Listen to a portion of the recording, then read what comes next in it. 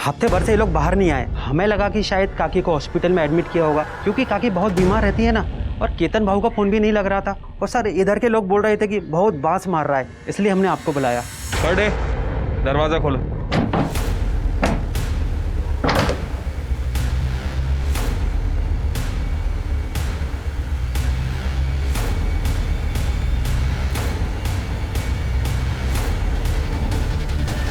Sir ये तो वही HTP-21 वायरस है। इससे एक्चुअली ट्रांसमिट होता है ना? जी सर। सर माँ बेटे थे दोनों, ऐसा कैसा पॉसिबल है? एक 90 साल की महिला और उनके 65 साल के बेटे की उसी HTP-21 वायरस से। इस वायरस के चलते हुए अब तक 30 मौतें दर्ज हो चुकी हैं, लेकिन अब तक डॉक्टर्स पता नहीं लगा पाए ये वायरस आउटब्रेक कैसे हुआ और इसे कैसे रोका जाए। इंसान को एक सामाजिक प्राणी माना गया है। हम सब समाज का एक अभिन्न अंग है। समाज हमारी सुरक्षा करता है और हम समाज की। पर कहते हैं ना, एक गंदी मछली पूरे तालाब को गंदा कर देती है। वैसे ही एक इंसान और उसका गलत मकसद पूरे समाज की जड़ें हिलाकर रख देता है। नमस्कार, मैं सोनाली कुलकर्णी आपका स्वागत करती हूँ क्राइम पेट्रोल सतर्क के इस नए एपिसोड में। आज की हमारी कहानी एक ऐसे हादसे की है जिसमें अनगिनत लोगों की जानें गई, कई परिवार उजड़ गए, सिर्फ एक इंसान के गुनाहों की वजह से। जनजीवन पार्टी जिंदाबाद! जनजीवन पार्टी जिंदाबाद! जनजीवन पार्टी जिंदाबाद! बसा, हमारे जनजीवन पार्टी ने हमारे सभी मेंबर्स के काम को देखते हुए और पार्टी प्रेसिडेंट से डिस्कस करने के बाद हमारी जनजीवन पार्टी ने यह डिसाइड किया है कि सोलापुर यूथ विंग को इसके आगे जय निकम लीड करेगा।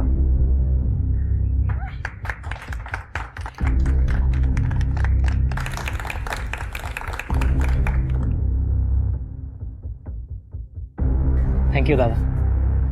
अपने नाम की तरह पार्टी का भी हर जगह जय जयकार होना चाहिए। बिल्कुल दादा, देखना कैसे सोलापुर के सारे वोट्स मैं अपनी तरफ कन्वर्ट कराता हूँ। ये हुई ना बात। जनजीवन पार्टी जिंदाबाद! जनजीवन पार्टी जिंदाबाद! जनजीवन पार्टी जिंदाबाद!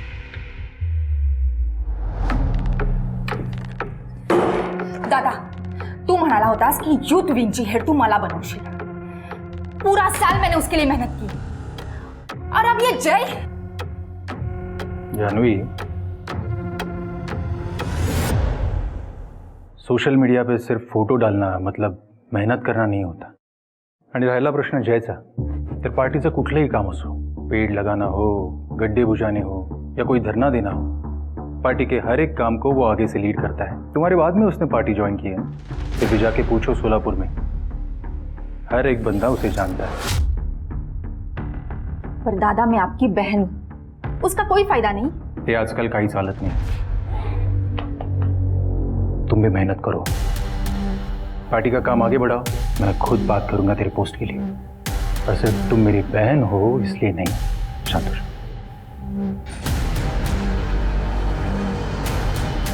इस जय की इमेज तो अब मैं खराब करूंगी। यार ये ऑटो भी अभी तक नहीं आया। अरे भाऊ, काय को ऑटो से जाने का? अब तो आप पार्टी के यूथ लीडर बन गए हो। पार्टीच्या गाडीने जावे ना थाटाने।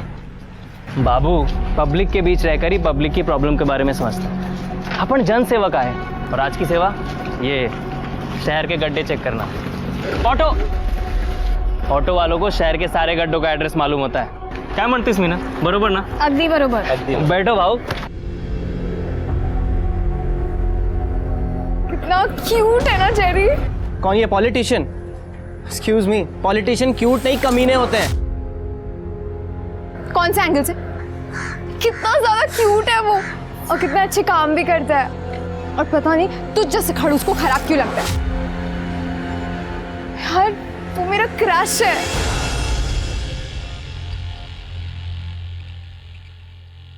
आई काय करतेस? बाबा बोलो ना आई को। ना बाबा, ना ना ना ना ना, माँ बेटे के बीच में मैं कुछ नहीं बोलूंगा। पता चला मेरे को नजर की तरह उतार के फेंक दिया। रिस्कस नको। गप्पा बसाओ दोनों। मेरी और मेरी आस्था के बीच मत आइए। मेरा बेटा तरक्की कर रहा है। पहले कॉलेज में टॉप किया और अब सोलापुर का युवा मोर्चा संभालेगा। देख लेना, मेरा बेटा पूरी दुनिया का मुख्यमंत्री बनेगा। हाँ, दुनिया का मुख्यमंत्री बनेगा। ओ बरोबर। वाह, उधर मेरा घर उजड़ रहा है और इधर मेरा बाप अपने सौतेले परिवार के साथ पार्टी कर रहा है। दादा क्या हुआ? घर उजाड़ा है मुझे? आइए अंदर बैठ के बात नहीं है, कोई जरूरत नहीं है। इसकी बीवी प्रीति ने मुझे फोन करके सब कुछ बता दिया है। ये कुछ काम धंधा करता नहीं है, बस यहाँ वहां मुंह मारता रहता है। प्रीति तलाक लेने वाली है। अच्छा है, मुक्त हो जाएगी। कैसा बाप है रे तू? खुद तो 2-2 शादियां की और मेरा एक घर बसने नहीं दे रहा है। चेतन, तेरी मां गुजर गई थी इसलिए मैंने दूसरी शादी की है। और तू क्या करता है? तेरी बीवी जिंदा है फिर भी शी। प्रीतीने मला सगळं सांगितलंय। तू पुन्हा काम सोडलंस ना? प्रीति के साथ हूं मैं। ये नौबत मुझ पर नहीं आती अगर तू अपना बाप का फर्ज निभाता तो। मुझे बिजनेस से आउट कर दिया और इस सौतेले को सर पर बिठा के रखा है। इसको तो मैं मेरे बेटे की तरफ देखना भी मत। क्या कर लेगी तू? दिखाता हूं मैं तुझे। बड़े भाई की तरह इज्जत देता हूं मैं आपको। मेरी आई से ऊंची आवाज में बात नहीं करना। निगाह साला।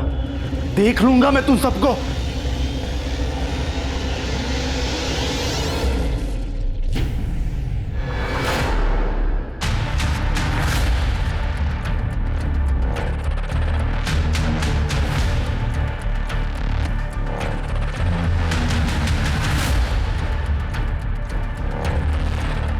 जी कहिए। एक कंप्लेंट लिखवानी है।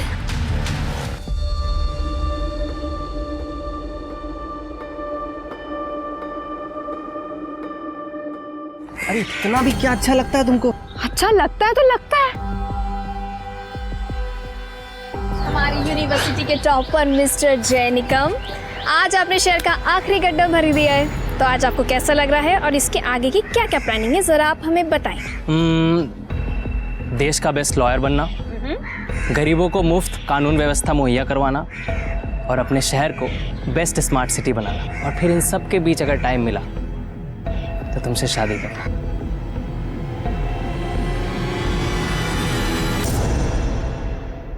Will you marry me, Meenal Pawar? Mister जय निकम, सच में? ले, तेरा क्रश पहले से ही बुक्ड है। यस। हैप्पी? चले अब।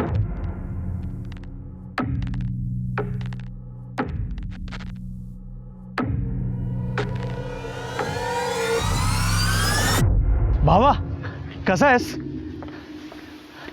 दादा आप? जय, अच्छा हो तू मुझे इधर मिल गया। मैं तुझे सॉरी बोलना चाहता हूँ जय। उस दिन प्रीति के जाने की वजह से मैंने तुम लोग को ना जाने क्या कुछ बोल दिया। आई एम रियली सॉरी जय। दादा कोई बात नहीं, टेंशन नका घेऊ। नहीं लेकिन काय झालं जय? वो कम्बल वाला आदमी, वो भाव था। कहाँ गया? जय, तू बोले तो डॉक्टर के पास चले। अरे ये मेरा छोटा भाई है और हम निकम खानदान के बेटे। कुछ नहीं होता हमको। क्या बोलता बाबा? हाँ? हो सकता है सेफ्टी पिन होगा उसके कम्बल में। हाँ, वही चुप गया होगा। पक्का ना जय? हाँ, टेंशन नहीं।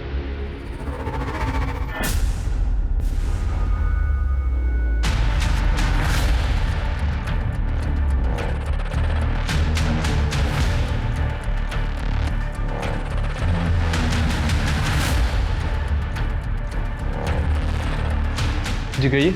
एक कंप्लेंट लिखवानी है। तो मीनल जी, आपका ये कहना है कि आपके बॉयफ्रेंड जय निकम, इनकी मौत एक मर्डर है? हाँ सर, मर्डर है। 4 दिन पहले रोड पर उस दिन जो कुछ भी हुआ था, जैकी उस दिन बहुत तबीयत बिगड़ रही थी। तुरंत तो कुछ नहीं हुआ, शाम तक हमने पार्टी का पूरा काम किया जो एजेंडा पर था।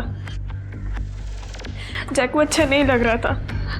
शाम होते होते उसकी हालत बहुत बिगड़ने लगी थी सर। और ये देखिए।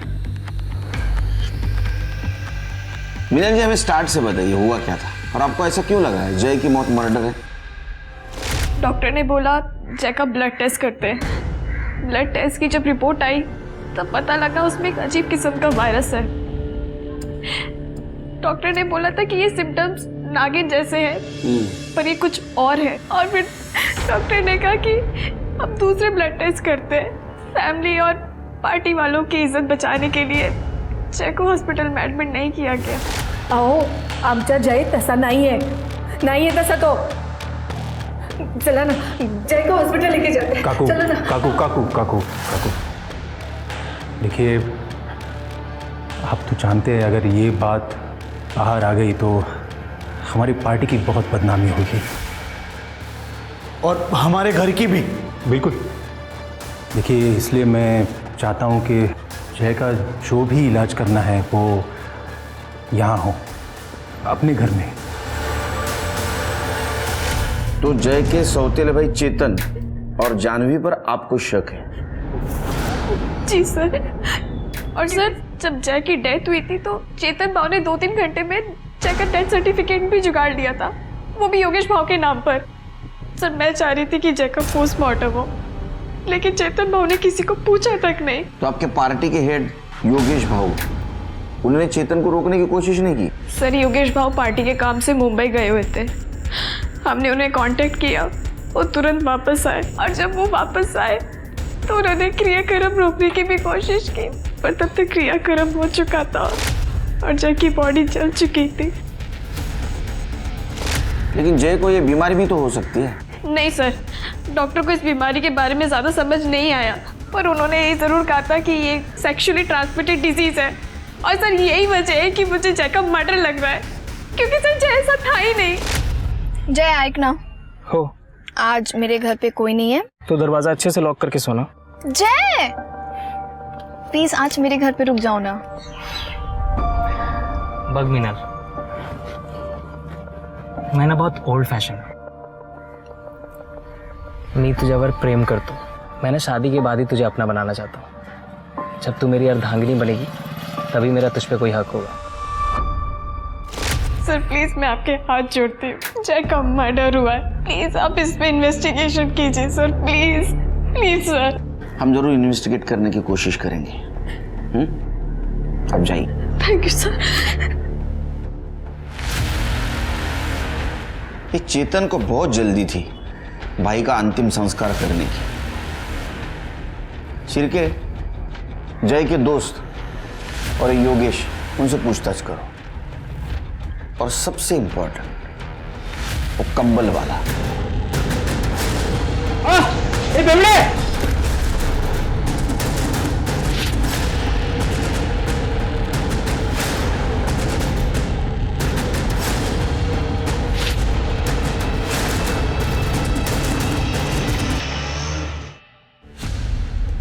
गुड लॉर्ड, प्रतीक, हाँ डिड यू सी?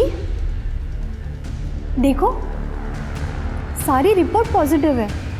ऐसा लग रहा है सारा शहर अनसेफ सेक्स कर रहा। व्हाट? ये कोई नई किस्म की बीमारी लग रही है, लगता है हमें रिपोर्ट करना चाहिए। Shut up. अरे अच्छा कमाने का मौका मिला है, तुम्हें बर्दाश्त नहीं हो रहा है क्या? जैसे चल रहा है चलने का।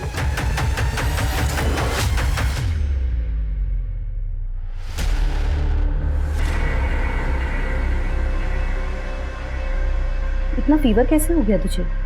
बारिश में भीगी थी क्या? नहीं मॉम, पता नहीं क्यों मुझे बैक में बहुत ज़्यादा ईचिंग हो रही है। Let me check.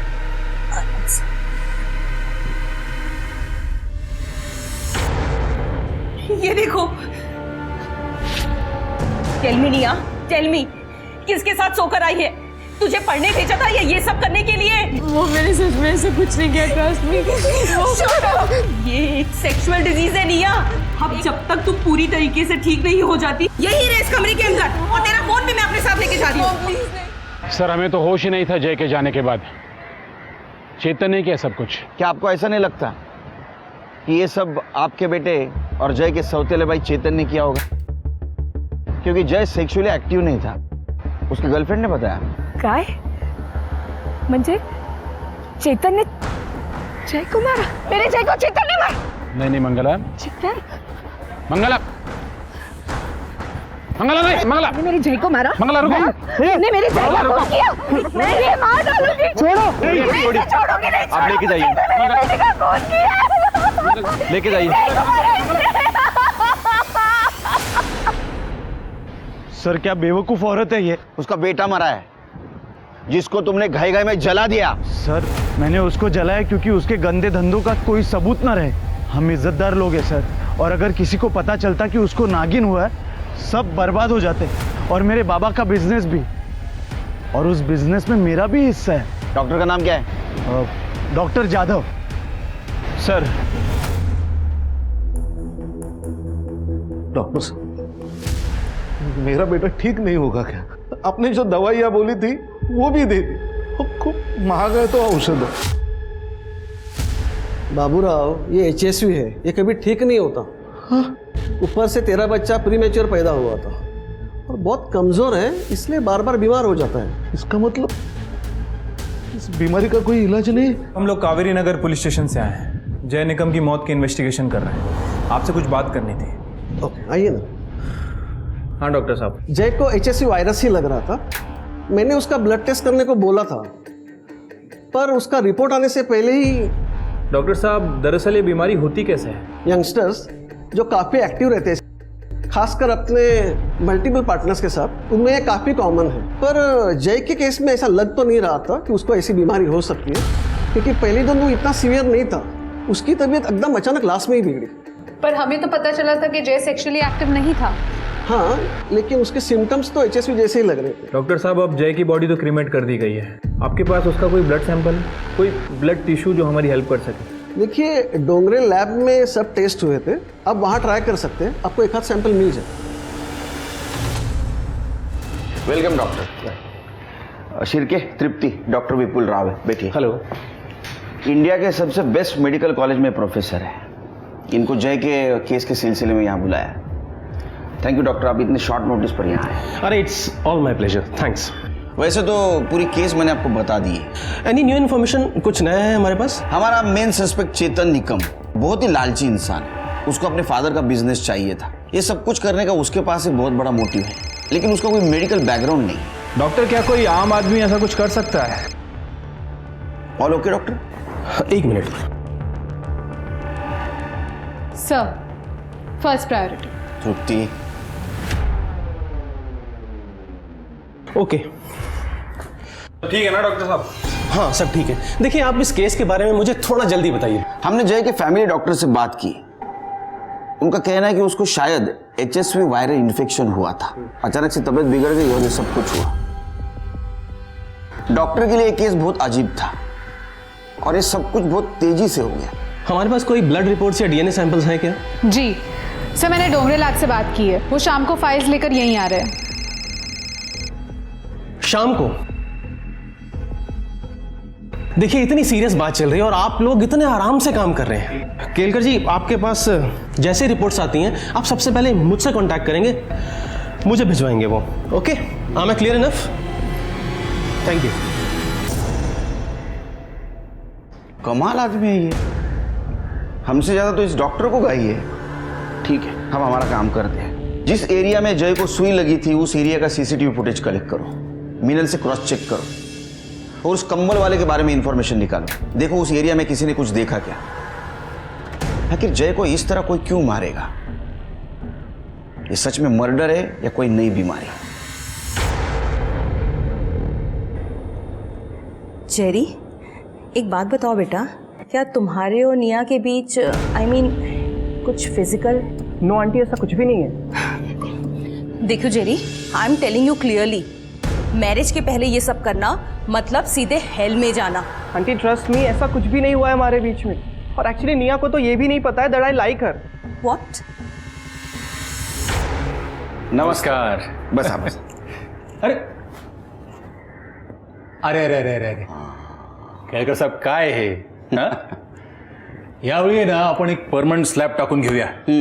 और वो आपके पार्किंग का भी काम बाकी है ना, वो भी कर लेते इस बार। अरे कदम साहब, पार्किंग नो पार्किंग सब कुछ चलता रहेगा, लेकिन इस सब के बावजूद भी हमारा काम चालू रहना चाहिए। एकदम बराबर। बोलिए। तो मैं क्या सेवा करूं अभी आपकी? वो जय निकम आपका कार्यकर्ता था ना? हाँ, कार्यकर्ता तो था, पर उससे भी ज्यादा छोटे भाई की तरह था मेरे। मैंने खुद उसे पार्टी का सारा काम सिखाया था। और सुनने में आया था कि वो रेड लाइट एरिया में कुछ सोशल वर्क कर रहा है, सेक्स वर्कर्स की हेल्प करना वगैरह। और आखिर भटक गया। लेकिन उसके बावजूद भी आपने उसको पार्टी से नहीं निकाला? नहीं हटाया, क्योंकि उसका सोशल मीडिया पे काफ़ी अच्छा होल्ड था। लोगों के बीच जाकर काम करता था, पार्टी के हर एक काम को आगे से लीड करता था। और अगर ऐसे वक्त में मैं उसे पार्टी से निकाल देता तो फिर पार्टी के लिए तो ये सुसाइडल स्टेप हो जाता। नहीं, हमने सुना आपके बहन से उसका पंगा था।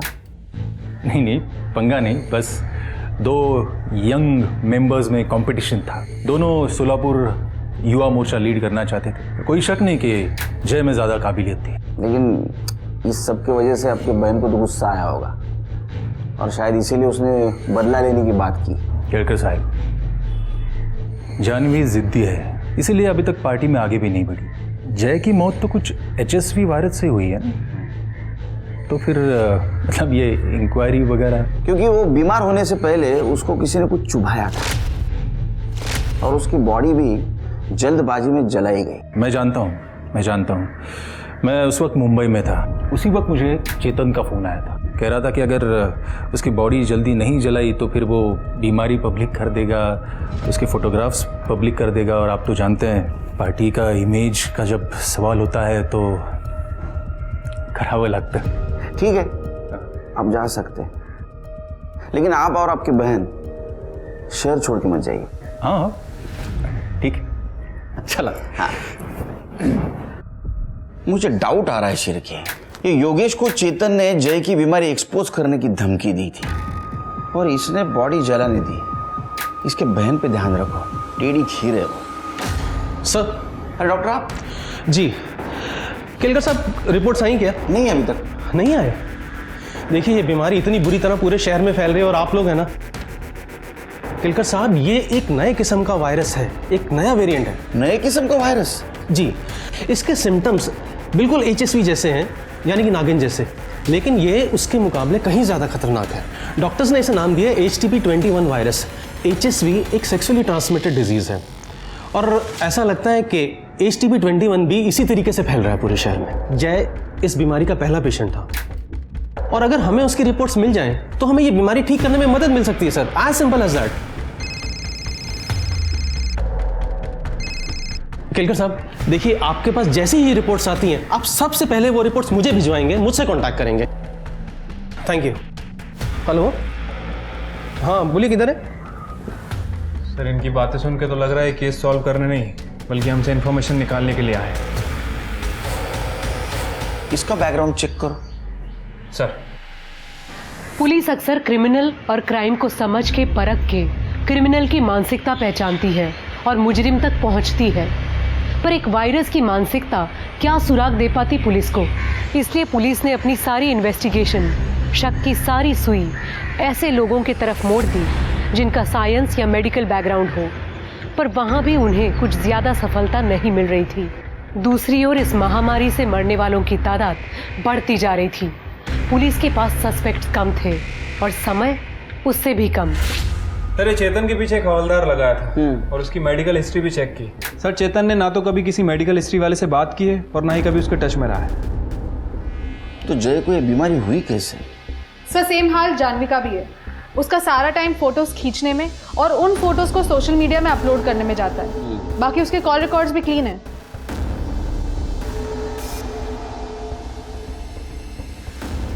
सर। अरे, आपको आने में देर हो गई। सॉरी सर, वो मेरी वाइफ चाहती। जय की रिपोर्ट सर? जी, दिखाइए जरा।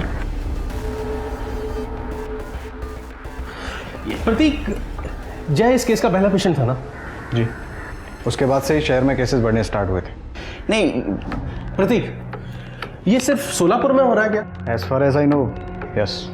केलकर साहब, पूरे देश का मेडिकल डेटा एक्सेस करने का क्लियरेंस पुलिस वालों के पास होता है ना? विपुल जी, काम डाउन, काम डाउन। आपको कंसल्टिंग के लिए यहाँ बुलाया है, इंट्रोगेट करने के लिए नहीं। Okay, I am sorry. Pratik, एक बात बताओ, जय इस केस का पहला पेशेंट था, देखिए, अगर जय सोर्स है और अगर हमें उसका ब्लड सैंपल मिल जाए तो हमें ये बीमारी ठीक करने में काफ़ी मदद मिल सकती है, हेल्प मिल सकती है हमें। सर फिलहाल वर्कलोड काफ़ी ज़्यादा है, पर फिर भी मैं ट्रैक करने की कोशिश करूँगा।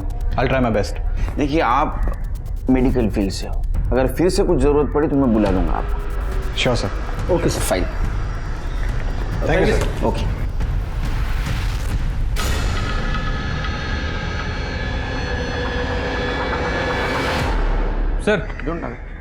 सर ये विपुल की हिस्ट्री तो बहुत गड़बड़ है। 1 साल पहले उसे हॉस्पिटल से निकाल दिया गया था। अरे देवा। सर और तो और इस विपुल को हाइपोकॉन्ड्रिया है। क्या? हाइपोकॉन्ड्रिया। अरे ये नवीन का है? सर यानी कोई भी बीमारी से डर, शायद इसलिए वो इतना अजीब बिहेव करता है। मतलब गुस्से वाला, सन की डरा हुआ आदमी। अरे बाप रे, ऐसा आदमी तो टिकिंग टाइम बम से भी डेंजरस होता है। इसके ऊपर नजर रखो। अरे प्रतीक, कहाँ गए थे? ये देखो, एक लड़की की रिपोर्ट मिली है, निया पिंटो। इसकी रिपोर्ट बिल्कुल जय निकम की रिपोर्ट से मैच करती है। अब देखना, इसे यूज करके हम अच्छे पैसे कमाएंगे। बताओ ना, तुम्हें आइडिया कैसे लगा? प्लीज डोंट बी सिक मीरा। इंसानियत कहाँ गई है तुम्हारी? हम जय और निया दोनों की रिपोर्ट पुलिस को देने वाले हैं, दैट्स इट। सर, जय की रिपोर्ट बहुत अजीब थी। HSV इन्फेक्शन था उसे, पर बहुत खतरनाक। HTP 21। सर, जय के बाद हमारे पास लगभग 33 रिपोर्ट्स आई हैं और उनमें से 24 लोगों की बॉडी में सेम वायरस है और ये वायरस अपने आप को बहुत जल्दी कल्टीवेट कर रहा है। सर, मैं आपको एक शॉकिंग केस दिखाता हूँ। ये दोनों केसेस में सिम्टम्स सेम। निया पिंटो। सर, इसकी ब्लड रिपोर्ट और जय की रिपोर्ट में काफ़ी सिमिलैरिटी है। इसके ब्लड में 98% तक वायरस काफ़ी एक्टिवेट हो गया है। और सर, इंटरेस्टिंग बात यह है कि निया वर्जिन है और ये वहाँ के डॉक्टर से पता चला है। वो वर्जिन थी, इसका मतलब उसे बीमारी नहीं होनी चाहिए थी। देखिए, मुझे लगता है कि हमें निया और जय, इन दोनों के जो ब्लड सैंपल्स हैं मुंबई भेज देने चाहिए, किसी वायरस के बहुत एडवांस्ड और बड़े लैब। आप वो सैंपल्स मुझे दे दीजिए, मैं खुद भिजवा देता हूँ। आप क्यों तकलीफ कर रहे हैं विमल जी? सिर्फ ये सैंपल उस लैब में मुंबई भिजवा देना और रिपोर्ट जल्द से जल्द मंगवा लेना। अच्छा, इसके पहले ऐसी बीमारी कभी फैली है? जी सर, महामारी होती है, पर ये उससे अलग है। I mean, टारगेटेड बीमारी है। और सर, इसके पीछे एक थियरी भी है। क्या? सर, जब भी कोई फार्मा कंपनी अपनी नई ड्रग लॉन्च करती है तो उसका सक्सेस बीमार लोगों से डायरेक्टली प्रोपोर्शनेट होता है। आप जानते हैं ऐसे किसी नए ड्रग को? हाँ sir, the leading pharma private limited. ये कंपनी सेक्सुअली ट्रांसमिटेड वायरस पर रिसर्च कर रही है। पर सर, इंडिया में HSV इन्फेक्टेड लोग बहुत कम हैं। I mean, life threatening cases. इसको अटेंशन तभी मिलेगा जब केसेस बढ़ेंगी और लोग मरेंगे। शिरके, ये लीडिंग फार्मा कंपनी के बारे में पूछताछ करो और वो निया के डॉक्टर, उनसे पूछो निया से कब मिल सकते हैं। सर, वो लीडिंग फार्मा वालों का तो हाथ नहीं लग रहा है। वो लोग HIV की दवा पे टेस्टिंग कर रहे हैं। उसके CEO से मेरी बात हुई है, उन्होंने अपना डेटा भी भेजा है। अरे इतने टेस्टिंग तो मेट्रोपॉलिटन सिटी में होते हैं। हाँ सर, वही तो मैं भी कह रहा हूँ। और STP 21 सिर्फ सोलापुर में फैला है। इससे इन लोगों को कोई फायदा नहीं होने वाला है। सर, हमें वो फुटेज मिल गया है जहाँ निया को इंजेक्शन चुभा था। और सर, वो कंबल वाला आदमी भी वहीं से गुजरा था।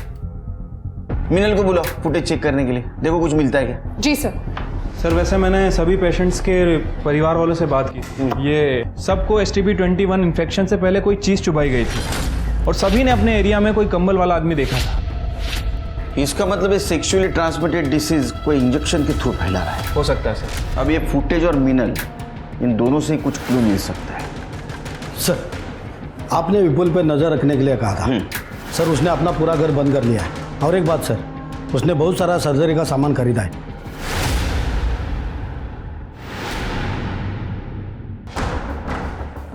नहीं सर, इसमें भी फेस विजिबल नहीं है उसका।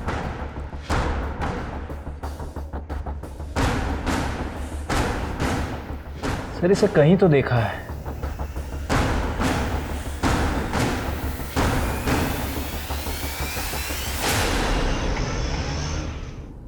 जैन सर, जैन, इस वायरस की वजह से शहर में 32 लोगों की मौत हुई है।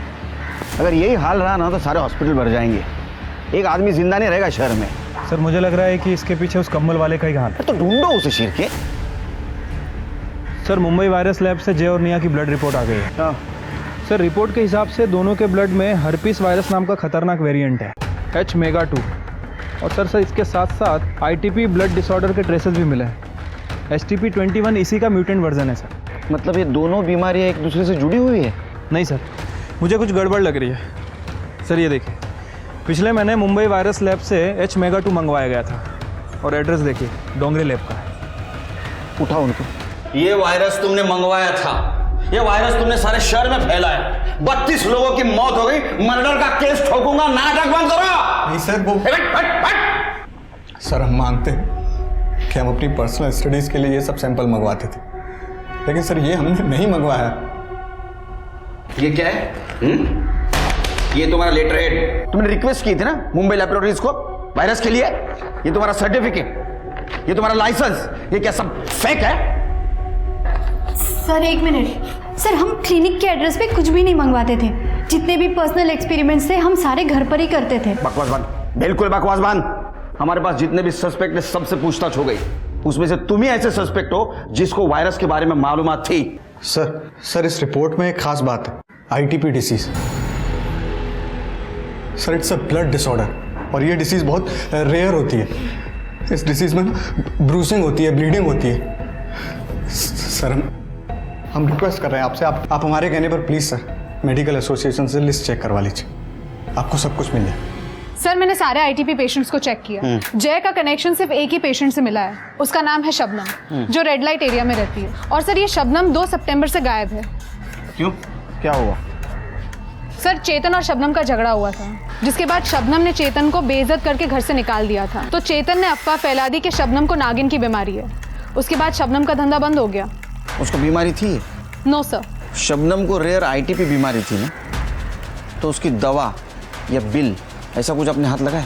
हाँ सर, हमें दवाई मिली थी, उस दवाई को हमने फॉरेंसिक में भेजा है। सर ये दवाई का नाम है ITP 650 mg, बहुत ही महंगी और रेयर दवाई है। एक काम करो, शबनम की CDR निकालो और सोलापुर में ये दवा कौन कौन खरीदता है ये पता करो। अगर शबनम जिंदा है तो उसको दवा जरूर लगेगी। जी सर। सर मैंने शबनम के कॉल डेटा रिकॉर्ड्स चेक किए। 2 तारीख को उसकी खोली उसकी लास्ट लोकेशन थी, उसके बाद उसका फ़ोन बंद था।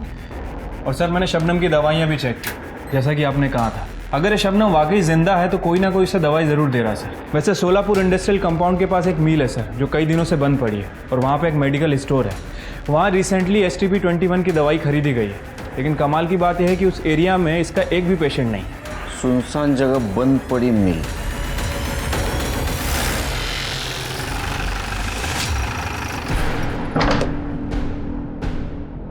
शबनम शेर के ये अफवाह चेतन ने फैलाई थी ना, उठाओ उसको।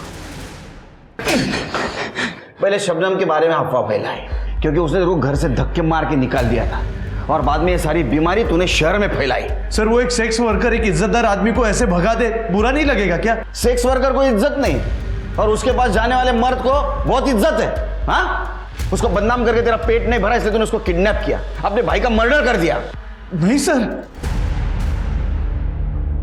ये कौन है? पहचान?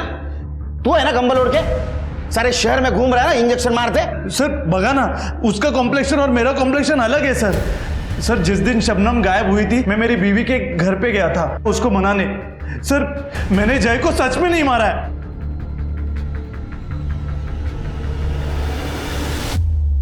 सर मुझे याद आ गया, मैंने इस आदमी को कहाँ देखा है। सर जादव की क्लिनिक में।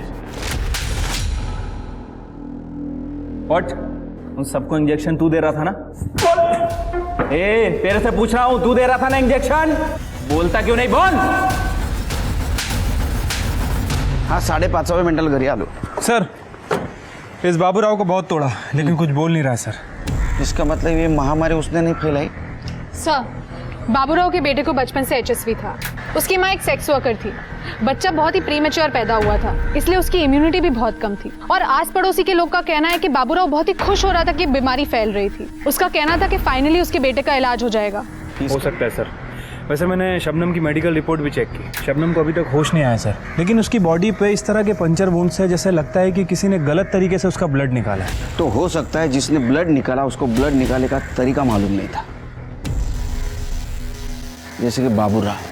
सर बाबूराव हो सकता है, लेकिन वो मुंबई से इतनी अच्छी इंग्लिश लिख के वो वायरस नहीं मंगवा सकता।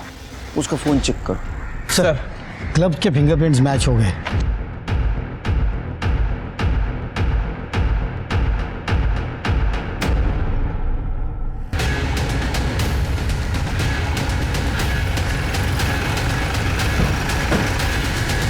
नमस्कार केळकर साहेब।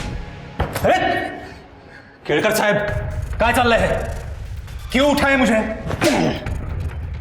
तेरे से बात तो बाद में करेंगे, तेरी चमड़े उधेड़ूंगा पहले।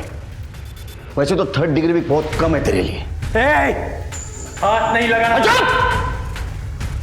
शबनम को होश आया और उसने सब कबूल किया। तेरा और उसका प्लान था ना ये, तेरे फिंगरप्रिंट भी मैच हुए। ये HTP-21 वायरस बाबूराव इंजेक्ट करता था ना, 47 लोगों की जान गई है, 47 लोगों का मर्डर किया है तुमने। हाँ किया है मैंने मर्डर, पर मारना सिर्फ एक को चाहता था मैं, उस जय को। मेरे पीछे आके मेरी पोजीशन ले रहा था वो। आज तक पार्टी ने कभी मुझे टिकट नहीं दिया। मेरी एरिया में अगर उसे टिकट दे दी थी पार्टी तो मेरी इज्जत तो, इसलिए बदला लेना चाहता था मैं। उसी वक्त इस शबनम की बीमारी के बारे में मुझे पता चला। शबनम रो क्यों रही हो? कुछ प्रॉब्लम है? साहब आप कितने अच्छे हैं। और वो चेतन, उसने हमारा धंधा बंद करवा दिया। बोलता कि मुझे नागिन है, अब कोई ग्राहक भी नहीं है मेरे पास, कोई नहीं आता मेरे करीब। निकम भाइयों ने तो मेरे भी नाक में दम करके रखा है। मेरा बस चले तो मैं ऐसे हर मर्द को नागिन की बीमारी दे दूं, तब इन्हें पता चलेगा कि इज्जत उतारना किसे कहते हैं। मैंने रिसर्च किया, तब मुझे पता चला इस बीमारी का डेडली वेरिएंट मुंबई में है। तभी मैंने मेरे स्वीपर बाबूराव को डोंगरे लैबोरेटरी में काम पे लगा दिया। मैं जानता था उसके बेटे को वही बीमारी है। मैंने उससे कहा कि ये बीमारी अगर लोगों में फैलेगी ना तो गवर्नमेंट इस पे दवा निकालेगी, तेरे बेटे का फ्री इलाज हो सकता है। फिर क्या, बाबूराव हर एक बात मानने लगा मेरी। उस डोंगरे लैबोरेटरी से सर्टिफिकेट, लाइसेंस, डिग्री सब कुछ चुरा के उसने मुझे दे दिया। मुंबई से वो डेडली वेरिएंट मैंने एक्सपेरिमेंट के नाम पे इस डोंगरे लैब के एड्रेस पे मंगवा लिया, जो उस स्वीपर बाबूराव ने मुझे दे दिया। मैं जानता था अगर मेरा काम नहीं हुआ तो ये वायरस मुझे फिर लगेगा। मैं जानता था इस बात का मुझे पॉलिटिकल एडवांटेज भी मिलेगा। इस बात को लेके मैं गवर्नमेंट को घेर सकता हूँ। फांसी से कम सजा नहीं होगी, ये तो मैं देखूंगा। कुछ नहीं कर पाओगे तुम, बाहर आ जाऊंगा मैं।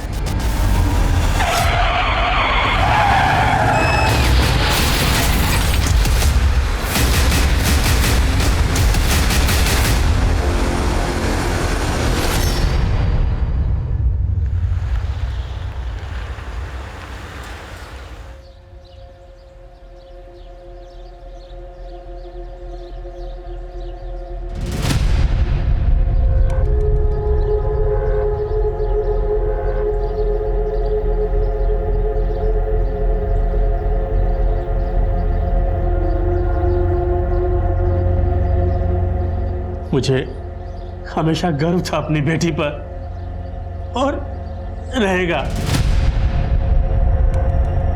उसने कभी भी अपनी परवाह नहीं की, हमेशा ड्यूटी को पहले रखा। कितनी खुश थी वो जिस दिन वो पुलिस ऑफिसर बनी थी। निशु पापा, मेरी बेटी है पुलिस में जी। अरे तूने मेरा सर ऊंचा कर दिया। ये बता पोस्टिंग कौन से थाने में हुई है? अंधेरी वेस्ट, वही आसपास किराए पे कोई घर ले लूंगी। पापा, मैं बचपन में हमेशा कहती थी ना कि एक दिन विलन की खूब पिटाई करूंगी और उनको जेल में डाल दूंगी। तो आज सच में उनकी सफाई करने का वक्त आ गया। मत बचा, जिसने भी किया ना वो बचना नहीं चाहिए।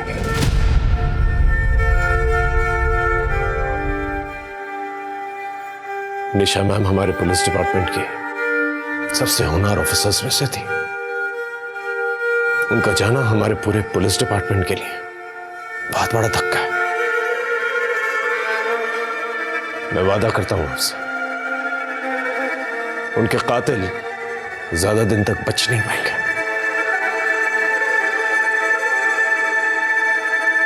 नमस्कार दोस्तों, मैं हूं मनोज बाजपेयी। सच्ची कहानी लेकर मैं क्राइम पेट्रोल के इस एपिसोड पे आया हूं। वैसे तो पुलिस कंट्रोल रूम की डायल 100 लाइन पर दिन में काफ़ी कॉल्स आते हैं और हर तरह के अपराध रिपोर्ट किए जाते हैं, जैसे कि चोरियां, किडनैपिंग्स, मर्डर्स और बहुत कुछ। पर इस केस में डायल 100 पर एक ऐसा कॉल आया जिसमें कि एक पुलिस अफसर को ही गोली मारे जाने की घटना रिपोर्ट की गई। एक ऐसी होनहार और ईमानदार पुलिस अफसर जो बहुत आगे जा सकती थी, बहुत बड़े बड़े काम कर सकती थी, पर उसे वो मौका नहीं दिया गया। उसे बड़ी ही बेरहमी से मार दिया गया।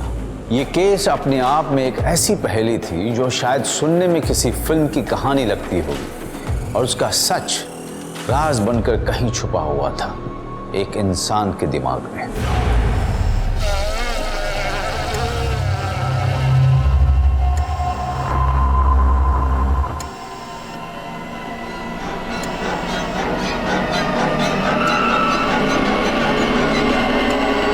अरे क्या करें आप? ये सब क्या है? क्या हुआ? क्या है मुझे? एक्सीडेंट हुआ था आपका। एक्सीडेंट? जी। कब? कुछ याद क्यों नहीं आ रहा है मुझे? हूँ कौन मैं? नाम क्या है मेरा?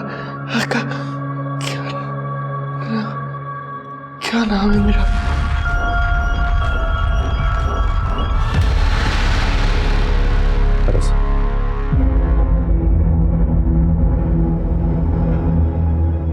सर, मैंने डॉक्टर से बात की है। सर, मैं प्रदीप सर, मैं आपके साथ काम करता हूँ। सर, डॉक्टर ने कहा है कि सर पे चोट लगने की वजह से आपको रेट्रोग्रेड एमनीशिया होगी। इसका मतलब आपकी याददाश्त जा चुकी है सर। मैं कौन हूँ? आपका नाम अरविंद मुदगल है सर। आप एक पुलिस इंस्पेक्टर हैं। डॉक्टर ने कहा है कि चिंता करने की बात नहीं है, धीरे धीरे आपकी याददाश्त वापस आ जाएगी। लेकिन सर, हमारे पास ज्यादा वक्त नहीं है सर। हमें एक खूनी को ढूंढना है। मैं आपको शुरुआत से बताता हूं सर। कुछ दिन पहले पुलिस हेडक्वार्टर्स में डायल 100 पर एक फोन कॉल आया। हेलो, पुलिस कंट्रोल रूम, मैं आपकी क्या सेवा कर सकती हूँ? मेरे सामने वाले घर में जोर से आवाज आई है, लगता है गोली चलने की आवाज है। जी, एड्रेस लिखाइए। अंधेरी वेस्ट मोबाइल यूनिट, संपूर्ण सोसाइटी से इमरजेंसी कॉल है। हाउस नंबर 33 से गोली चलने की आवाज आई है। ये तो निशा का घर है। गाड़ी भगा।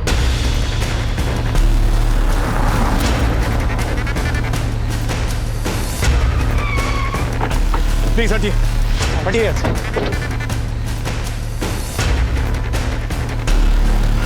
निशा, Nisha, Nisha, are you okay? चलो। निशा, क्राउड को हटाओ और एम्बुलेंस पास। और उसी एक्सीडेंट की वजह से आपकी याददाश्त चली गई। आप और निशा मैम बहुत अच्छे दोस्त थे, बहुत पुराने दोस्त थे, पुलिस अकेडमी से। इनफैक्ट अकेडमी के बाद आप लोगों की पोस्टिंग एक ही साथ एक ही जगह पर हुई। दिन रात ड्यूटी करते हैं और ये चाय भी ढंग की नहीं मिलती। अब सर, टपरी की चाय से और क्या उम्मीद करते हैं? एक्चुअली ये देखो, इसे कहते हैं असली दोस्त। जब भी चाय की जरूरत होती है, अचानक कहीं से प्रकट हो जाती है, पता है? अरे भाई, इसके हाथ की चाय की बात ही कुछ अलग है। चाय के चक्कर में क्या क्या नहीं किया है इसने। जैसे कि ट्रेनिंग एकेडमी के मेस में बहुत ही बकवास चाय मिलती थी, तो ये मेरे हाथ की चाय पीने के लिए गर्ल्स हॉस्टल आता था, और एक दिन पकड़ा गया। ग्राउंड के 20 चक्कर लगाए थे इसने। सर, क्या क्या करते थे चाय के लिए? हो सकता है उस खूनी के बारे में कुछ कह रही हो। प्लीज सर, याद करने की कोशिश कीजिए, ये बहुत ही इंपॉर्टेंट इंफॉर्मेशन है सर।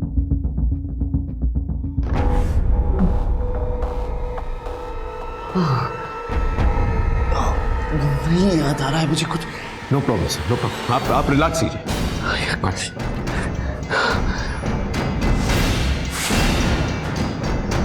सर, एक रिक्वेस्ट है सर। मैं चाहता हूँ आप इस केस में मेरा साथ दें। मैंने डॉक्टर से इजाज़त ले ली है सर। आई एम श्योर इस केस की डिटेल स्टडी करते करते आपकी याददाश्त वापस आ जाएगी। सर, जिस तरह से एक इंसान साइकिल चलाना कभी नहीं भूलता, उसी तरह से एक पुलिस ऑफिसर अपनी ट्रेनिंग कभी नहीं भूलता सर। हमें निशा नाम के खूनी को ढूंढना होगा। निशा के घर का दरवाजा बंद था, लॉक भी तोड़ा नहीं गया था। क्या सबूत है कि मर्डर हुआ है? हो सकता है सुसाइड हो। सर निशा मैम के घर में किसी के शू प्रिंट्स मिले और हम सब जानते हैं कि निशा मैम ऐसी नहीं थी जो सुसाइड कमिट करे। सर एक रिक्वेस्ट है, मैं चाहता हूँ ये केस मैं हैंडल करूँ और मैं ये चाहता हूँ कि अरविंद सर मेरा साथ दें। लेकिन इससे तो कुछ भी याद नहीं है। लेकिन ठीक है, अगर तुम कहते हो कि यह आइडिया काम कर सकता है तो मैं तुम्हें एक चांस देता हूँ। हाँ, लेकिन मीडिया अटेंशन नहीं चाहिए। एक पुलिस ऑफिसर की मौत हुई है, बहुत सेंसिटिव केस है। I'll make sure of that and thank you so much. आइए सर।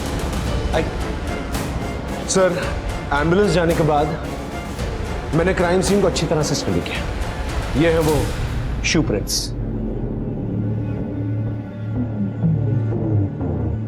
और सर ये है निशा मैम की पर्सनल गन जिसपे उन पर फायर किया गया था। मैम की सर्विस गन रखी हुई थी।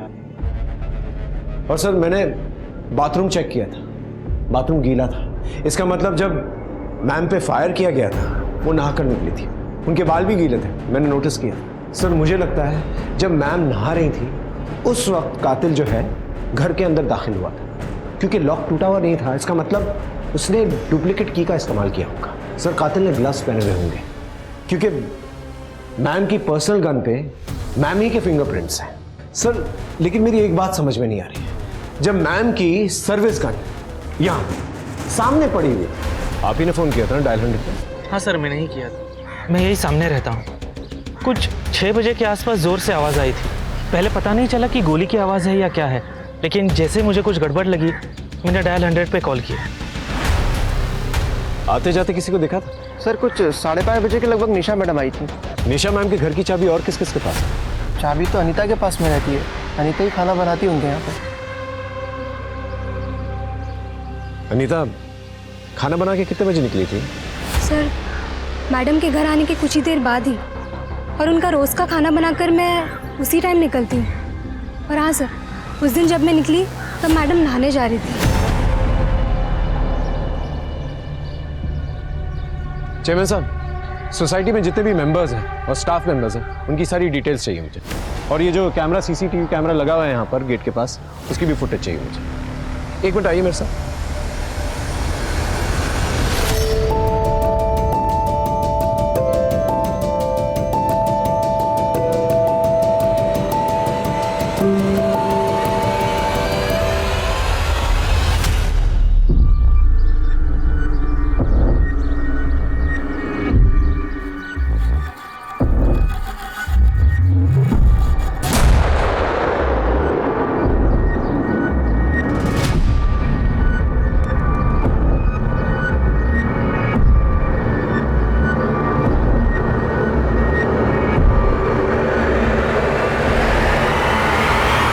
बोला था मैडम को कि ऐसे ईमानदार पुलिस ऑफिसर ज्यादा दिन टिकते नहीं। उस दिन बहुत हीरोगिरी दिखा रहे थे, क्या हुआ? निकल गई?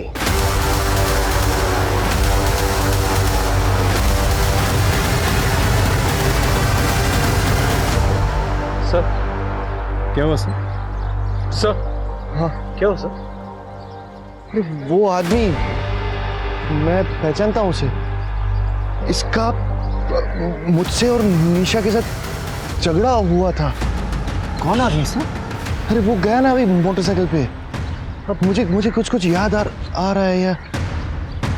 नाम नाम याद दिया। It's okay, relax. हाँ बोलो। निशा मैडम के पिछले 3 महीने की कॉल रिकॉर्ड निकाली गई। सर एक नंबर पर कई बार कॉल हुई है, फिर अचानक कुछ हफ्ते पहले से बात होना बंद हो गई। सर किसी विनोद मिश्रा नाम के वकील का नंबर है। ठीक है, उसका एड्रेस मुझे भेज दो।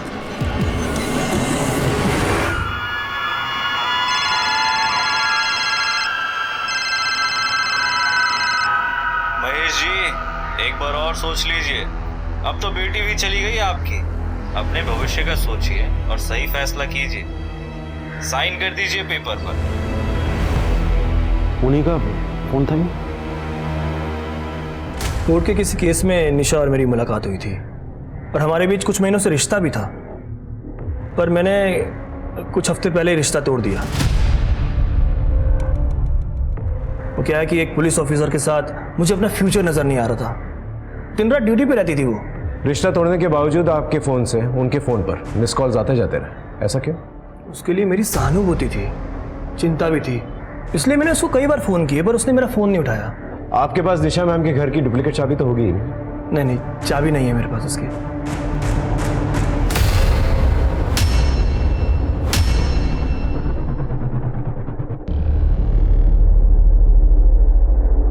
क्या मैं आपके जूते चेक कर सकता हूँ प्लीज? Go ahead.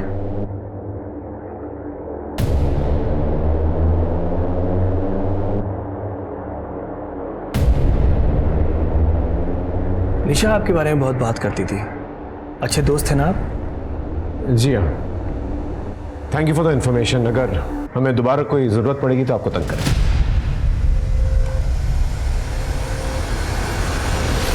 सर, इसके बारे में पता करना पड़ेगा कि जिस वक्त निशा मैम का मर्डर हुआ था ये क्या कर रहा था और कहाँ था। हाँ सर, आपको उस बाइक वाले का नाम याद आया? कोशिश कीजिए, शायद याद आ जाए। करीम हूं मैं, करीम, देख लूंगा तुम्हें। करीम नाम था उसका। यस करीम। सर पता करते हैं इस करीम के बारे में। हाँ सर, ये करीम लाल मटका चला था। निशा मैम ने कुछ महीनों पहले इसके यहाँ पर रेड डाली थी, सारा काम धंधा इसका चौपट करवा दिया। गुस्सा तो आया होगा इसे सर। और सर ये काफी डेंजरस आदमी है। धंधा बंद करवाएगी मेरा? हैं? धंधा बंद करवाएगी? अब देख तेरे साथ मैं क्या करता हूँ। जानती है मुझको? नहीं जानती? तेरे जैसे ईमानदार ऑफिसर ना ज्यादा दिन टिकते नहीं, समझी? धमकी देगा साले को। ज्यादा हीरो बनता है ना, तुझे भी देख लूंगा। और तू तो गई। ये उठा के लेके आए सर? उठा। निशा मैम को धमकी दी थी ना तूने, मर्डर किया ना उनका तूने? धमकी दी थी, लेकिन क्या प्रूफ है कि मैंने मारा? प्रूफ तो हमें मिल ही जाएगा। उस दिन जब निशा मैम का मर्डर हुआ कहाँ था तू? दारू के अड्डे पे जाके पूछ लो। तेरे पंटर लोग होंगे वहीं कहीं। सर उस जूते के प्रिंट इसके किसी भी जूते से मैच नहीं हुआ। क्या हुआ? मिल गया सबूत? अब इधर ही रखोगे कि जाने भी दोगे? सर, सोसाइटी के पूरे फुटेज मिल गए और सोसाइटी के जितने भी मेंबर्स हैं सबकी डिटेल्स आ गई है। इसे अंदर ही रखो। सर।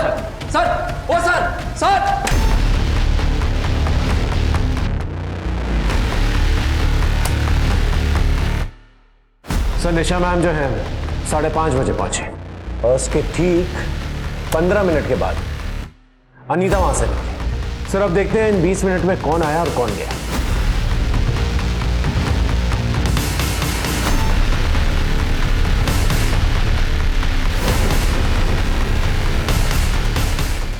ये कहाँ जा रहा है? ये तो निशा के घर की तरफ जा रहा है। झूठ क्यों बोला था तूने? जब गोली चली थी तो यहां गेट पर नहीं था, काफी देर तक गायब था तू। कहां था? क्या कर रहा था? बोल। जूते उतार, निकाल जूते, निकाल।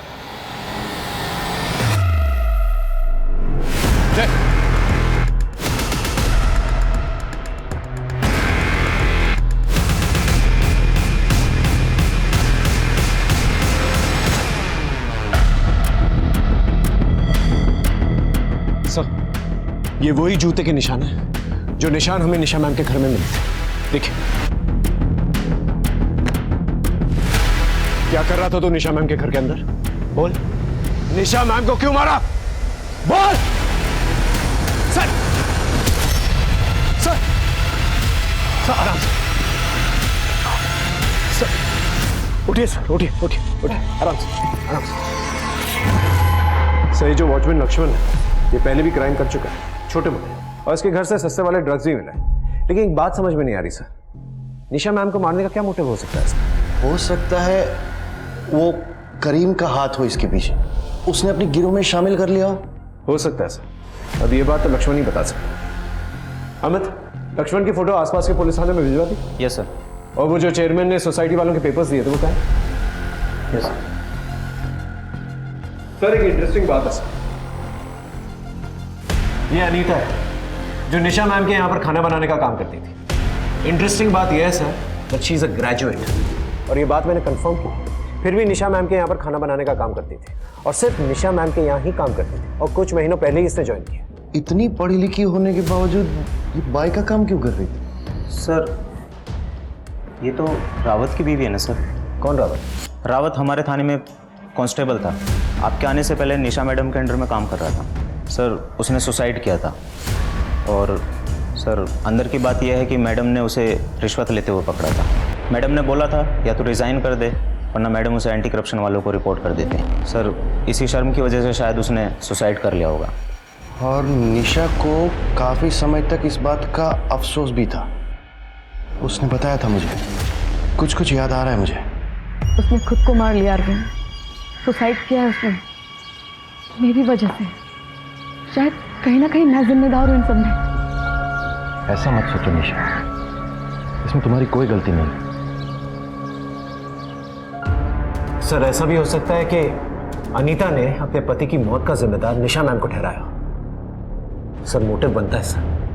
अनीता 5:45 बजे सोसाइटी से बाहर गई, गोली उसके बाद चली। सर ये भी तो हो सकता है कि पड़ोसी जयेश ने गलत टाइमिंग बताई। कुछ 6 बजे के आसपास जोर से आवाज आई थी। सर एक बार अनीता से पूछताछ करते हैं। हाँ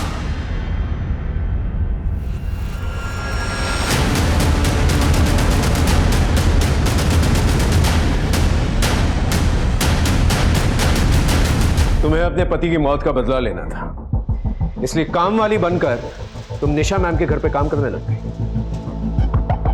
तुम्हें पता था ना कि निशा मैम अपनी पर्सनल गन ड्रॉवर में रखती है, इसलिए साफ सफाई करते वक्त तुमने वो गन निकाली और उन पर गोली चला दी, है ना?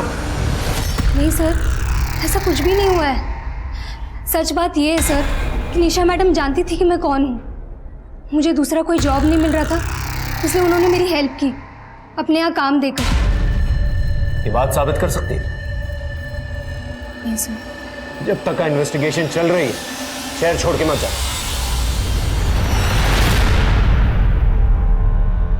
उन पेपर्स पर साइन कर दीजिए ना भैया, बेच दीजिए उस प्रॉपर्टी को। निशा कह रही थी कि वो बिल्डर सही नहीं है, उसी का कहने पर मना किया है। हाँ लेकिन अब निशा नहीं रही भैया, और वो बिल्डर के लोग खतरनाक मालूम लग रहे हैं। वो कुछ भी कर सकते हैं। उन्होंने उस प्रोजेक्ट के आसपास की सारी जमीन को खरीद लिया है, बस सिर्फ आपकी जमीन बाकी है। सौदा बुरा नहीं है।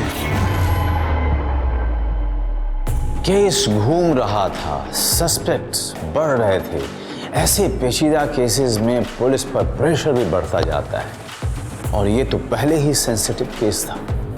एक पुलिस अफसर का खून जो हुआ था, पर अब तक किसी को ये नहीं पता था कि आगे जाकर और क्या क्या परतें खुलने वाली हैं।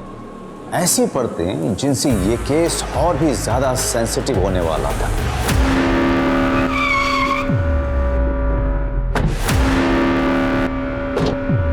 Sir are you okay? या आई एम ओके। सर आप थोड़ा थोड़ा याद करिएगा कि निशा मैम ने आपको एम्बुलेंस में क्या कहा। क्या है कि अगर वो बात याद आ गई ना आपको तो we can crack the case. ठीक है सर? या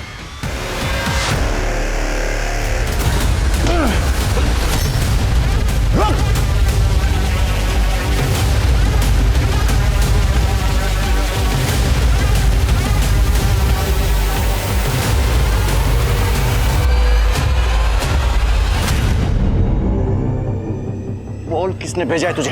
क्या नाम है तेरा? बोल बोल।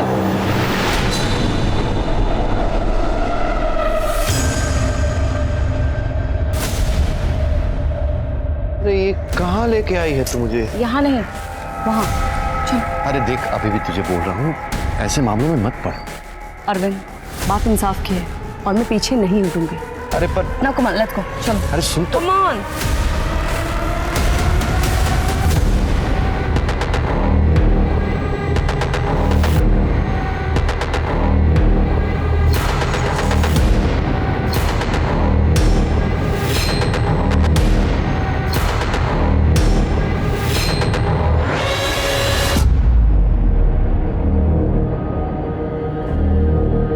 प्रदीप, मुझे कुछ याद आया है। ये जो सामने घर दिख रहा है ना, वहां पे लाई थी वो मुझे। चला चला, यही लाई थी वो मुझे। किसी से मिलाना चाहती थी वो मुझे।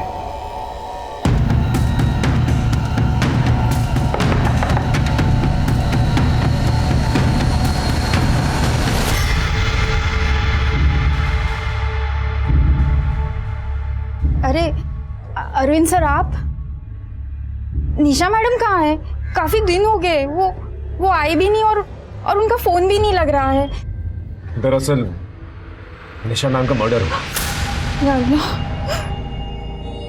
आप जानती हैं कि निशा मैम अरविंद सर को यहाँ पर क्यों लेके आते थे? वो अकेली ही लड़ रही थी मेरे लिए, वो तो बस इनका सपोर्ट चाहती थी।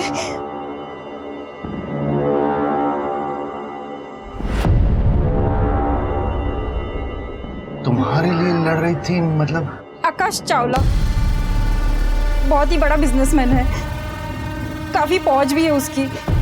मैं उनकी यहाँ सफाई का काम करती थी। कुछ हफ्ते पहले उनके बेटे सर्वेश ने मेरे साथ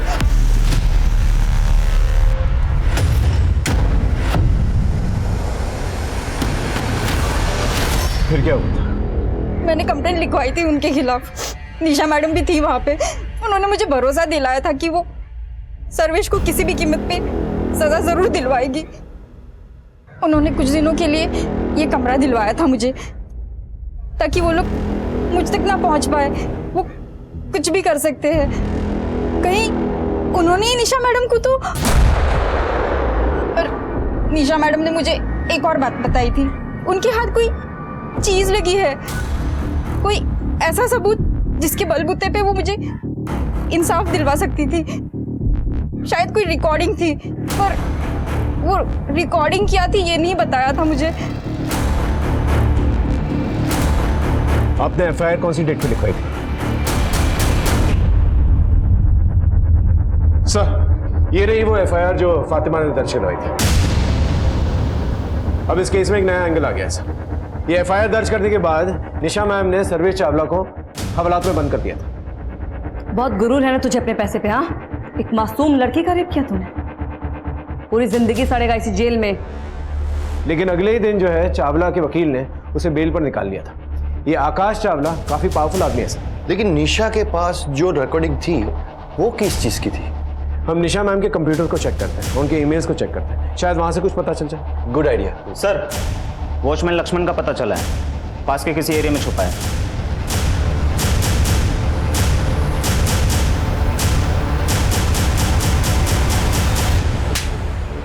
भागा क्यों था? भागा क्यों? बोल। साहब, मेरा पहले से क्रिमिनल रिकॉर्ड था, गरीब आदमी हूँ। मुझे लगा कि आप लोग खून के इल्जाम में मुझे फंसा देंगे, तो मैं डर गया था। तो तुम्हारे जूते के निशान उस घर में क्या कर रहे थे? कि एक दिन पहले निशा मैडम ने मुझे नशा करते हुए पकड़ लिया था। वो चेयरमैन को सब कुछ बता देती, मेरी नौकरी चली जाती। तो मैं बस उनसे माफ़ी मांगने गया था। मैम प्लीज़ माफ़ कर दीजिए। वॉचमैन और ड्यूटी पे नशा करते हो, जाओ अपना काम करो। अरे प्लीज क्या कर रहे हो? माफ कर दीजिए, प्लीज प्लीज। खड़े हो जाओ, उठो। एक मौका दे रही हूँ, लास्ट वार्निंग, लेकिन आज के बाद से कोई नशा नहीं। Thank you ma'am. 20 मिनट तक क्या कर रहा था तू? कहाँ था 20 मिनट तक? साहब, वो मैं पीछे नशा करने चले गया था। माफी मांगने नहीं गया था तू निशा मैम का खून करने गया था। खून नहीं कर सकता हूँ साहब, और मैं अपनी जॉब बहुत ईमानदारी के साथ करता हूँ। निशा मैडम को गाड़ी के बारे में मैंने बताया था। कौन सी कार? वो लाल कलर की कार जो उनका पीछा कर रही थी, जो कभी कभी बाहर पार्क भी रहती थी। मुझे लग रहा है कि उनके घर पे कोई नजर रखता था, और वो गाड़ी का नंबर भी मैंने ही लाके दिया था उनको। वो नंबर है तेरे पास? हाँ है। सर आरटीओ से उस रेड कार के बारे में पता चला है। वो कार आकाश चावला के नाम पर रजिस्टर्ड है। इसका मतलब ये हुआ कि चावला निशा को डरा रहा था, और जब वो नहीं डरी तो उसे मरवा दिया। लेकिन सर ये भी तो हो सकता है कि चावला सिर्फ डरा रहा हो और असल में खून लक्ष्मण करके चला गया, और लक्ष्मण हमें इन्फॉर्मेशन सिर्फ इसलिए दे रहा हो ताकि अपने आप को निर्दोष साबित करना चाहता हो। लेकिन सर हमें आकाश चावला से एक बार मिलना तो पड़ेगा।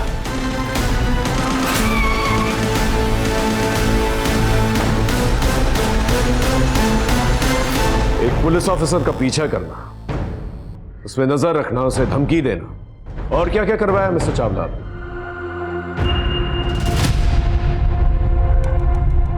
Look, officer, I'm a busy man. अगर आपको कुछ सवाल जवाब करने हैं तो आप मेरे पीए से अपॉइंटमेंट लेकर आइए। और वैसे भी अपने लॉयर के बिना मैं आपके किसी भी सवाल का जवाब नहीं दूंगा।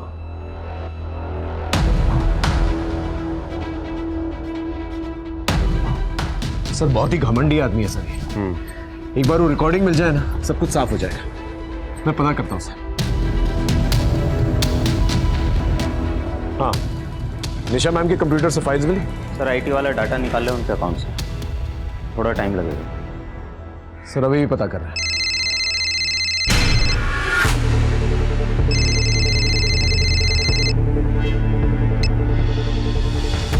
Yes sir.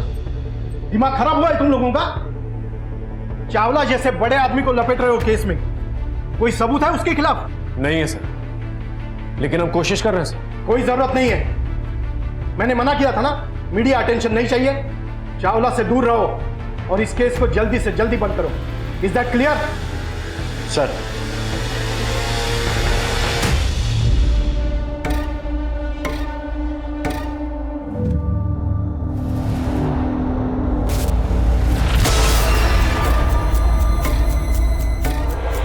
ठीक किया भैया आपने। जमीन रख के क्या करते जब बेटी ही नहीं रही।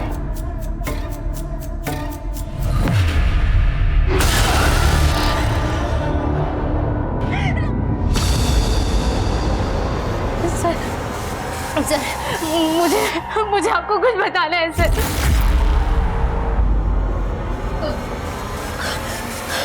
अब बताइए किसने किया आपके साथ ये? मेरे पति मुझे शुरू से मारते थे, लेकिन मैं ही कमजोर थी कि मैं कुछ कह नहीं पाई और इसकी कीमत मेरी बच्ची को चुकानी पड़ी। उस हैवान ने मेरी बच्ची को मारकर उसकी बॉडी प्लास्टिक में लपेटी और घर में छुपा दी ताकि किसी को कुछ पता ना चले। और सर उसने मुझे भी धमकी दी थी कि मैं किसी को कुछ ना बताऊं। बस सर इसी डर में मैंने किसी को कुछ नहीं बताया। और सर मुझे लगता है उस दिन निशा ने सारी आवाजें सुन ली थी, इसीलिए अगले दिन वो हमारे घर भी आई थी। मैं अंदर आ सकती हूँ? हाँ आइए।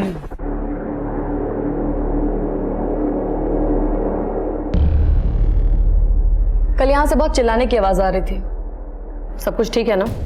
हाँ ठीक है मैडम।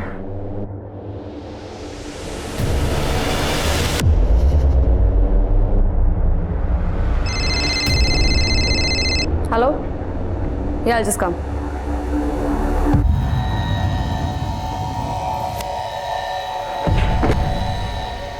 शक हो गया है उसे, वापस लौटेगी वो। लगता है मुझे कुछ तो करना पड़ेगा। मुझे लगता है कि निशा मैडम को भी मेरे पति ने ही मारा है, क्योंकि जिस दिन निशा मैडम का मर्डर हुआ था उस दिन उसने मुझे बहुत मारा था और मार मार के कमरे में बंद कर दिया। और सर मेरी बेटी की बॉडी अभी भी घर पर ही पड़ी है। सर मैं कैसे तैसे अपनी जान बचा कर वापस आई हूँ। अपनी बेटी को इतनी बेरहमी से मारा है? इंसान नहीं हैवान है। तो जानबूझ के नहीं मारा साहब। इसकी लाश देखी है मैंने, दिल करता तुझे यहीं दफन कर दूं। निशा मैम को क्यों मारा? साहब आपको फोन तो मैंने ही किया था। अरे तो इसलिए है ताकि तुझ पर शक ना जाए। अपनी बेटी को तो तूने मारा ही है, अगर पता चल गया ना मुझे कि निशा मैम को भी तूने मारा तो लंबे के लिए जाएगा तू।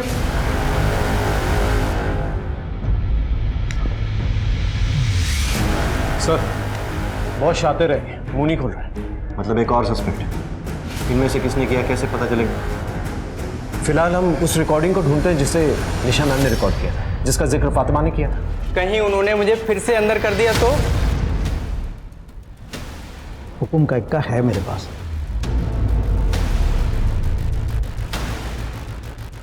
आपका रास्ता क्लियर करवा दिया है मैंने। निशा तो गई, मैंने पेपर्स पर भैया के साइन भी करवा लिए हैं। प्रॉपर्टी है आपकी। पर हाँ, आपने जो मुझसे वादा किया था वो पैसे मुझे दे दीजिए बस, कैश। सर हमने निशा मैम के सारे कंप्यूटर फाइल्स चेक किए, सारी ईमेल्स चेक की, लेकिन रिकॉर्डिंग कहीं नहीं मिली है वैसे। लेकिन अगर वो रिकॉर्डिंग इतनी इंपॉर्टेंट थी तो कहीं ऐसा तो नहीं कि निशा ने उस रिकॉर्डिंग को अपने घर में छुपा के रखा? हो सकता है। Let's move.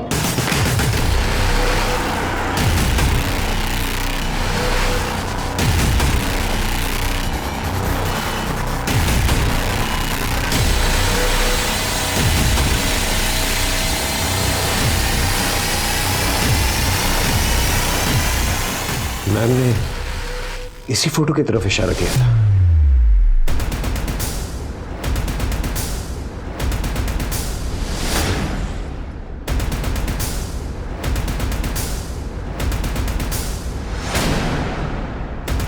सर,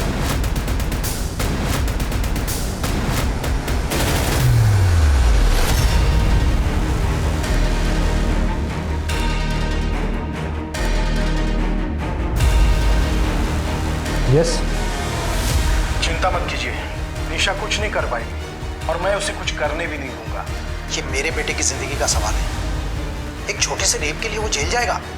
मैं हूं ना, आप सिर्फ अमाउंट भेज दीजिए, बाकी मैं सब संभाल लूंगा। ये क्या बकवास है? सर बकवास नहीं है आपकी बातें चावला के साथ जो निशा मैम ने रिकॉर्ड कर ली थी। फातिमा बहुत अच्छी लड़की है, आई ट्रस्ट हर सर। वो कभी गुड मॉर्निंग निहार साहब। मॉर्निंग। कुछ बात करनी थी आपसे, बाद में करें? You can go. Sure sir, I leave this file here sir.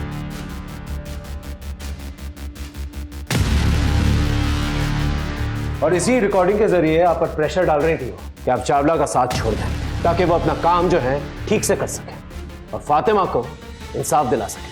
Am I right? कहीं इसी की वजह से आपने निशा मैम का मर्डर तो नहीं कर दिया?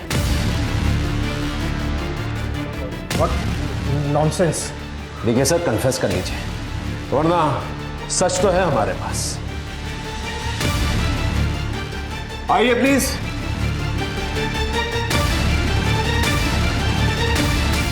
सर को लेके जाइए, बाकी टीम आपका इंतजार करिएगा।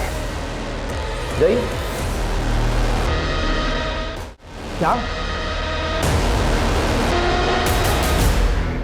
क्या हो पापा, कोई टेंशन? अपना हुकुम कैद का जोकर बन गया। डीएसपी नायर अरेस्ट हो गया। क्या? और वो रिकॉर्डिंग, वो तुझे भी ले डूबेगी। फोन लगा लॉयर को, अब वही कोई तोड़ निकालेगा। सर, ये रिकॉर्डिंग सर्वेश चावला और डीएसपी सर की बहुत ही इंपॉर्टेंट प्रूफ है कि सर्वेश चावला ने ही फातिमा का रेप किया। हमें इसका जल्द से जल्द फायदा उठाना चाहिए और सर्वेश चावला को सीधा अंदर ले लेना चाहिए। Excuse me. हाँ विनोद, बोलो। मैं सर्वेश चावला का लॉयर हूँ, फिलहाल उसी हैसियत से मैं आपके पास आया हूँ।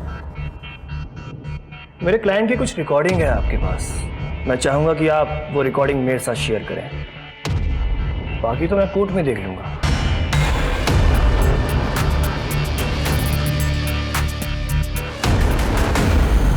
जिससे मेरा सबसे करीबी रिश्ता था वो उस रेपिस्ट का वकील निकला। चुरा के लेके गया उसे, तो मैंने भी अपना रिश्ता खत्म कर दिया उसके साथ।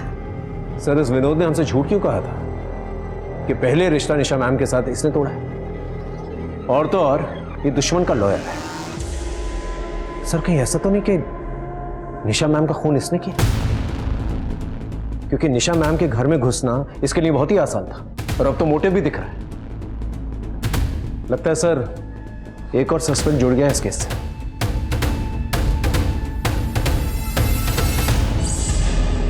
सर, अब तो आपकी काफी मेमोरीज लौट कर आ चुकी है। निशा मैम ने आपको एम्बुलेंस में क्या कहा था, उसका राज आपके दिमाग में अभी तक दफना। उस राज को याद करने के लिए तो अपनी याददाश्त को कुरेद कुरेद के थक चुका हूं यार। आई अंडरस्टैंड सर, पूरी रात हम लोग यहाँ पर रहे, आप थक चुके होंगे।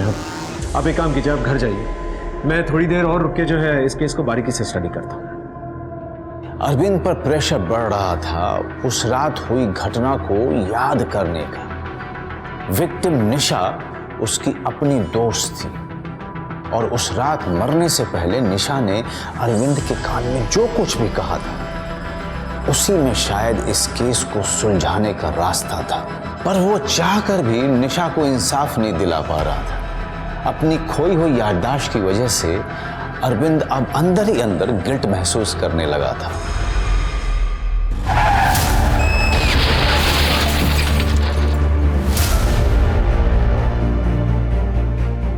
सामने पड़ी सर्विस गन छोड़ के खूनी ने ड्रॉवर से पर्सनल गन ढूंढ के निकाली। ऐसा तो कोई तभी करेगा अगर आसान तरीका सामने हुई ना। घर आके मैम ने गन को इस साइड टेबल पे रखा, पर खूनी को इसकी जरूरत इसलिए नहीं पड़ी क्योंकि तब तक घर में रखी हुई गन वो ऑलरेडी उठा चुका था। इसका मतलब खूनी पहले से घर में मौजूद था।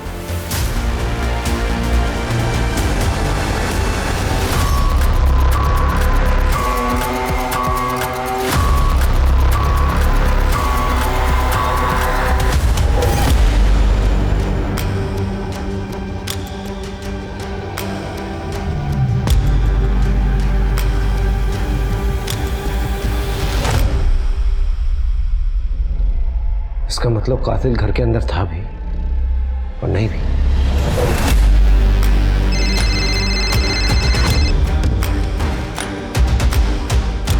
Yes sir. प्रदीप, मुझे याद आ गया है कि उस दिन मुझे इस निशा ने क्या कहा था। मुझे पता लग गया है कि असली खूनी कौन है।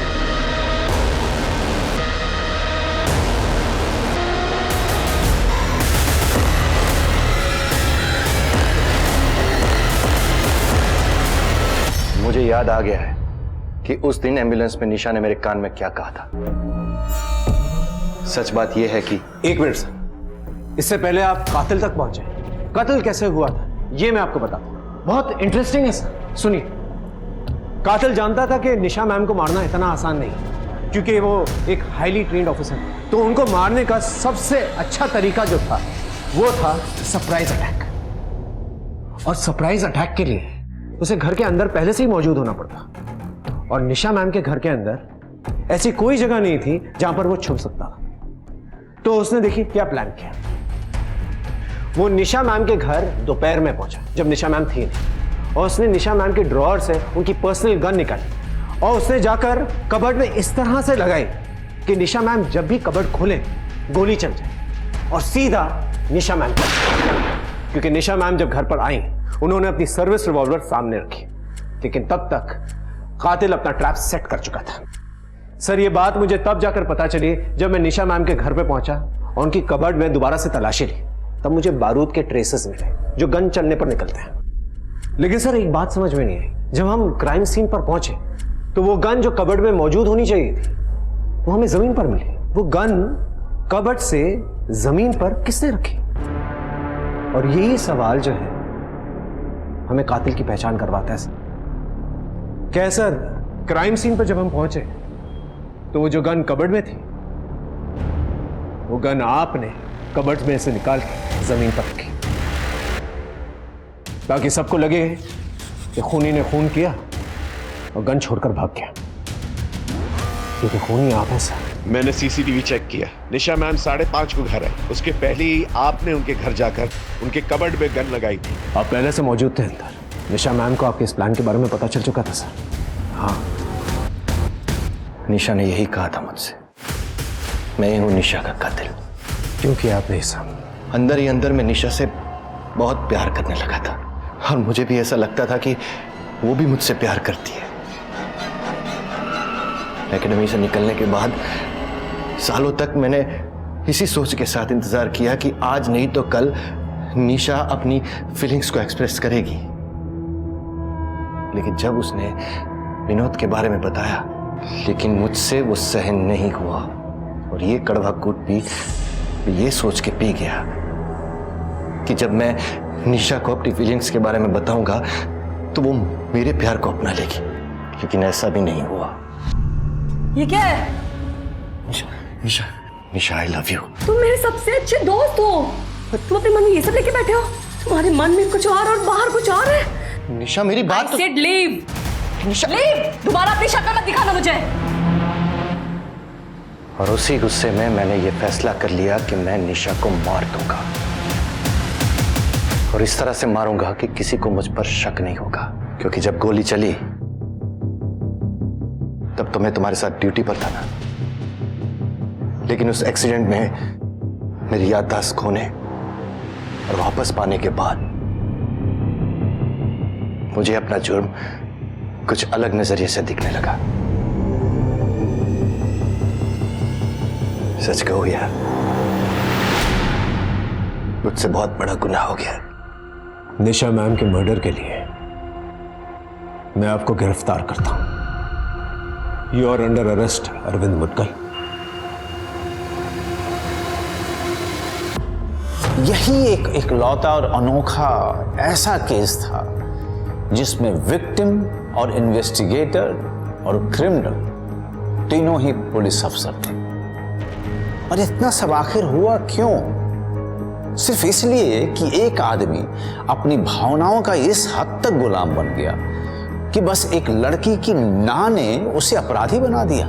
जुर्म को पैदा करने वाले हालात चाहे किसी भी तरह की दुनिया में किसी भी तरह के लोगों को शिकार क्यों न बनाए, पर होते तो सब एक से ही हैं। इनसे बचने का सिर्फ एक ही रास्ता है, और वो ये कि अंतरात्मा और मस्तिष्क इतनी मजबूत हो कि कोई भी हालात हमें गलत रास्ते पर ना धकेल सके। कल फिर मिलेंगे क्राइम पेट्रोल की इस विशेष श्रृंखला में एक नए केस के साथ।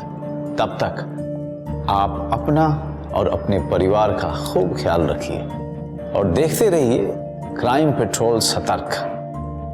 जय हिंद। क्राइम पेट्रोल के और भी दिलचस्प कहानी देखने के लिए हमारे चैनल को सब्सक्राइब करें और बेल आइकॉन दबाना न भूलें।